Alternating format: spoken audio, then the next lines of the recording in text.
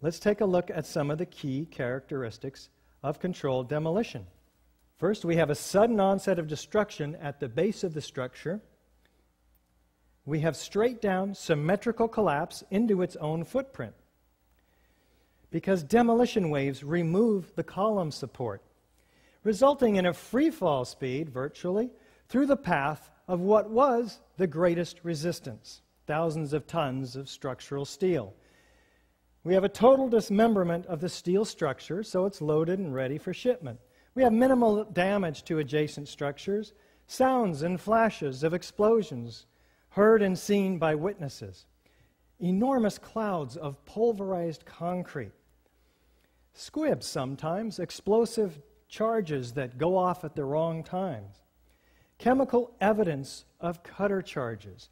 These are all fairly typical, and they go to show us direct evidence of explosive destruction. Now, the interesting thing is that not one of these typical characteristics of controlled demolition can be explained or accounted for by fire, let alone all 10 of them. Typically, we'll have government documentation, expert corroboration, foreknowledge, and video documentation, all of which supports the hypothesis of controlled demolition, providing proof beyond a reasonable doubt. Let's take a look at World Trade Center 7 now. It was 47 stories tall, what would have been the tallest building in 33 of our states, half the height of the Twin Towers, dwarfed only by its proximity to what was, for a couple of years, the tallest buildings in the world. It was not hit by an airplane. It was the third World Trade Center high-rise to collapse on 9/11 at about 5:20 in the afternoon. World Trade Center 7 was hit by debris from the North Tower. You can see it being pelted here. And it sustained about 8 fires, according to NIST, on various floors. This is the World Trade Center 7, 47 stories high. Don't be confused by the shadow from this building. Here we have the 12th and 13th floor fires and the 7th floor fire on the north side of the building, the opposite side of the building that was being pelted by the North Tower. Curiously enough, the Securities and Exchange Commission was operating out of this floor, which lost thousands of files related to hundreds of cases it was actively pursuing against Wall Street companies like Enron and WorldCom. So we are looking for an investigation that goes well beyond the buildings, of course. Now let's take a look at the evidence of World Trade Center 7 and see how it stacks up against the typical features of a controlled demolition, starting with, is there a sudden onset of destruction? Let's listen to this emergency word. We were watching the building actually because it was on fire. The bottom floors of the building were on fire, and we heard this sound that sounded like a clap of thunder. Turned around, we were shocked to see that the building was, it looked like there was a shock wave ripping through the building, and the windows all busted out, and it was horrifying. And then, about a second later, the bottom floor caves out, and the building followed after that, and we saw the building crash down all the way to the ground. We were in shock, and then a sound of a clap of thunder, a shock wave ripping through the building, and windows busting out, and then the building coming down. Do we have a straight-down symmetrical collapse into the building's footprint? Let's listen to Dan Rather narrate this collapse for us as we take our first look at the collapse of Building 7. And what you're seeing are high shots. Now, here we're going to show you a videotape of the collapse itself. Describe that. Now we go to videotape, the collapse of this building.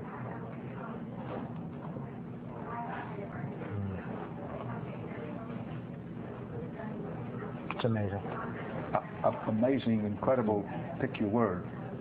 For the third time today, it's reminiscent of those pictures we've all seen too much on television before, when a building was deliberately destroyed by well-placed dynamite to knock it down. What, Dan? Deliberately destroyed by well-placed dynamite to knock it down? Dan never repeated these words after this first day. In fact, we didn't see this building coming down after 9/11. Let's take a look from West Street. Maybe we haven't quite understood yet what's going on.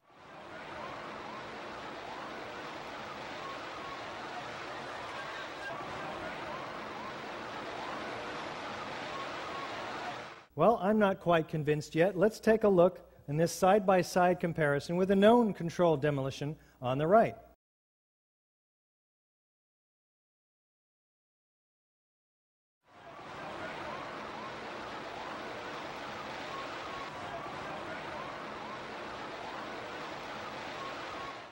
Did the building fall into its own footprint? Pretty much so. A little bit of overlapping into the street. I could have done a much better job myself. A tidy rubble pile, nevertheless. Do we have demolition waves? And how do these remove the column support? Well, here's a floor plan of Building 7. Now, to bring a building smoothly, symmetrically, into its own footprint without falling over, what we have to do is remove the core columns, because what we want to do is bring the outside of the building in on itself. Now, this involves a high degree of precision that fire is not capable of, being an organic process. We're told by NIST in a December 18th update meeting that we attended via telecon that there is virtually no influence in the collapse from the debris from the North Tower or the damage caused by it, or from the diesel that may have been spilling out of the diesel line. Why? Well, the east penthouse is the first part of the building to collapse a few seconds before the global collapse. And so NIST is now targeting column number 79. And so that is where they say the collapse initiated. Do we have a free fall speed of collapse through the path of greatest resistance? Let's listen to David Chandler. We can measure the downward acceleration of Building 7 by video frame analysis. I used a magnifying glass to place markers on the corner of the building on each frame. From this we can get a data table and various graphs. The slope of this graph indicates acceleration, which is shown here to be about minus 10.279 plus or minus 0.6. Free fall in a vacuum is minus 9.8 in these units.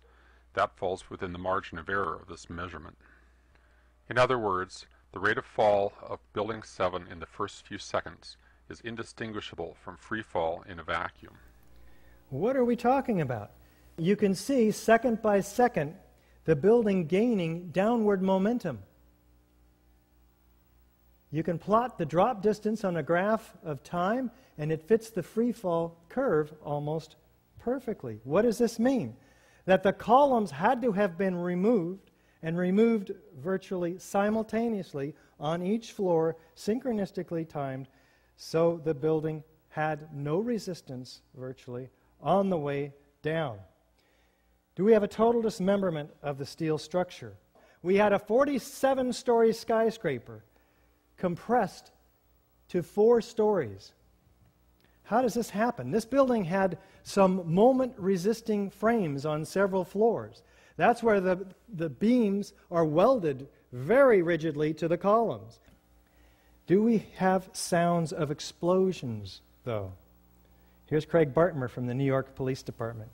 And the whole time you hear thum, thum, thum, thum, thum. So, I think I know an explosion when I hear it. I was real close to Building 7 when it fell down. That didn't sound like just a building falling down to me while I was running away from it. There's a lot of eyewitness testimony down there hearing explosions. I didn't see any reason for that building to fall down the way it did. And a lot of guys should be saying the same thing. How about Kevin McPadden, former Air Force Special Operations Search and Rescue? He came back over with his hand over the radio, and what sounded like a countdown. And at the last few seconds, he took his hand off, and you heard 3, 2, 1, and he was just saying, "Just run for your life, just run for your life." And then it was like another 2, 3 seconds, you heard explosions, like ba-boom. It's like a distinct sound. It's not like when in compression, like boom, boom, boom, boom, boom, like floors that were dropping and collapsing. This was ba-boom, and like you felt a rumble in the ground, like almost like you wanted to grab onto something. That, to me, I knew that was an explosion. There was no doubt in my mind. Okay, thank you, Kevin.